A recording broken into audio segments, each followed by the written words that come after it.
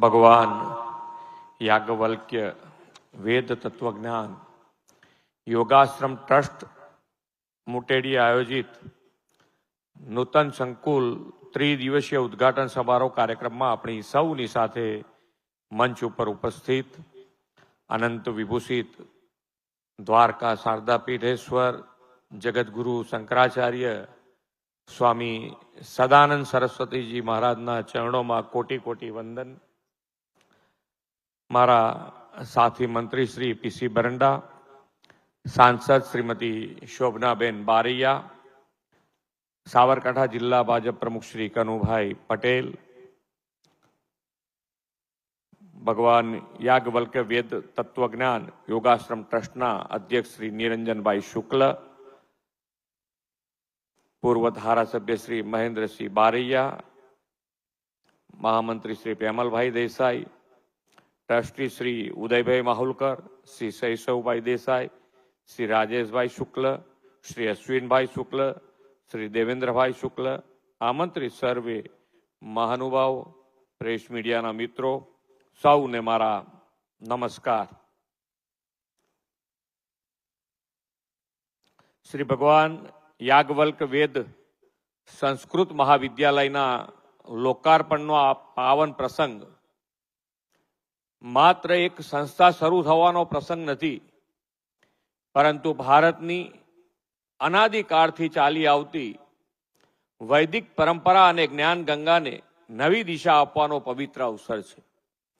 વિશ્વ નેતા અને યશસ્વી વડાપ્રધાન શ્રી નરેન્દ્રભાઈ મોદી સાહેબે જ્યારથી દેશની ધુરા સંભાળી છે તે દિવસથી દેશની ધરોહર મજબૂત બની છે. આવું ગૌરવશાળી અને દ્રષ્ટિવંત નેતૃત્વ મળવાથી આપણા મૂળમાં જવાનું અને સંસ્કૃતિને સમજવાનું સરળ બન્યું છે. વડાપ્રધાન શ્રી મોદી સાહેબે રાષ્ટ્રીય શિક્ષણ નીતિમાં પણ આપણા યુવાનો કેવી રીતે ભારતીય સંસ્કૃતિના મૂળભૂત તત્વો સાથે જોડાય એ માટે પણ ખાસ ભાર આપ્યો છે. આ ટ્રસ્ટનું નામ જ છે ભગવાન યાજ્ઞવલ્ક્ય વેદ તત્વજ્ઞાન યોગાશ્રમ ટ્રસ્ટ. એ નામમાં જ બધું આવી જાય છે. આ મહાવિદ્યાલયમાંથી બહાર નીકળતા વિદ્યાર્થીઓ માત્ર શાસ્ત્રજ્ઞ નહીં, પરંતુ જ્ઞાન અને મૂલ્યોના સંવાહક બનશે એવો મને પાક્કો વિશ્વાસ છે. સંસ્કૃત ભાષા આપણા તમામ વૈદિક જ્ઞાનનું મૂળ સ્ત્રોત છે. વેદો, ઉપનિષદો, સ્મૃતિઓ અને બધું સંસ્કૃતમાં જ રચાયું છે. સંસ્કૃત વિના આપણે આપણો ઇતિહાસ સમજી શકાતા નથી. આ ભાષા આપણને વસુદેવ કુટુંબકમ અને સર્વ ભવંતુ સુખીના જેવા મહાન સંદેશા પણ આપે છે. આજનો આ પ્રસંગ ભારતીય જ્ઞાન પરંપરાના મૂળમાં જે રહેલું છે એ તત્વજ્ઞાન બાળકો સુધી પહોંચે એ માટેનું એક સંકુલ જ નહીં, પરંતુ સનાતન જ્ઞાનને હાલની પેઢીમાં ઉજાગર કરતા ચેતના કેન્દ્રના લોકાર્પણનો છે. આ ધરતી પર આશરે 240 વર્ષ પહેલા વૈદિક પરંપરાઓનું જતન કરવાના ઉદ્દેશથી પૂજ્ય નર્મદા શંકર ભવાની શંકર શુક્લએ યજુર્વેદ અને ઉપનિષદ શીખવાના સંકલ્પ સાથે વૈદ વિદ્યાલયની સ્થાપના કરી હતી. આ મહાવિદ્યાલયમાં 100 થી વધારે ઋષિકુમારો સંસ્કૃત ભાષાની સાથે અંગ્રેજી, કોમ્પ્યુટર, વૈદિક કર્મકાંડ જેવા આધુનિક વિષયોનું પણ અધ્યયન કરી રહ્યા છે. આ નૂતન સંકુલમાં ભાષા પ્રયોગશાળા, કોમ્પ્યુટર લેબ, જ્યોતિષ, ખગોળ વર્ગ જેવા અનેક આધુનિક વર્ગો તથા સુવિધાઓ પણ છે.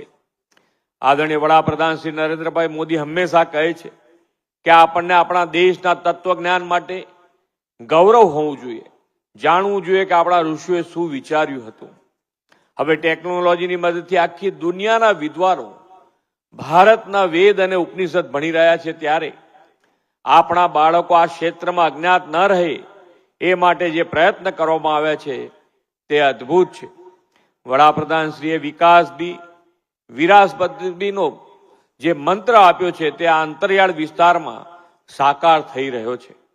સંસ્કૃતિ જેવી પ્રાચીન ભાષાને પુનઃજીવિત કરવા અને તેના વિકાસ માટે વડાપ્રધાન શ્રી મોદીના નેતૃત્વમાં અનેક મહત્વના પગલાં લેવાયા છે. તેમણે રાજ્યના મુખ્યમંત્રી તરીકે સોમનાથ સંસ્કૃત યુનિવર્સિટીની સ્થાપના કરી સંસ્કૃત ભાષાના સંવર્ધનને નવી દિશા આપી.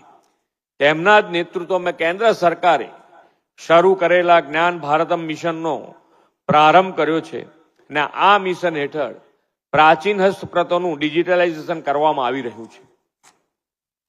ગુજરાત સરકારે પણ આદરણીય શ્રી મોદી સાહેબના નેતૃત્વમાં સંસ્કૃતના જતન અને વિકાસ માટે ગુજરાત રાજ્ય સંસ્કૃત બોર્ડની સ્થાપના કરી છે. ગુજરાત રાજ્ય સંસ્કૃત બોર્ડ સંસ્કૃત ભાષાના સર્વાંગી વિકાસ માટે સંસ્કૃતના સંવર્ધનથી સંસ્કૃતના પ્રચાર પ્રસારનું કામ કરી રહ્યું છે.